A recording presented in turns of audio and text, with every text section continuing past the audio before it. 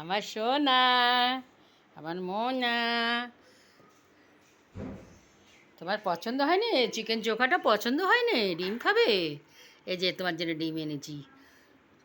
বাচ্চারা বিরিয়ানি অর্ডার করেছিল, তার সাথে চিকেন চোখা এসেছিলো। আমি ভাবলাম কারো পছন্দ হয়নি তো মিনুর পছন্দ হবে, তো মিনুকে আমি চিকেন চোখা দিয়েছি। মিনুর পছন্দ হচ্ছে না, সকাল থেকে এখানেই বসে আছে আর অপেক্ষা করছে আরও কিছু দেবে। দেখো ও চিকেনের চোখা পড়ে আছে, খাচ্ছে না।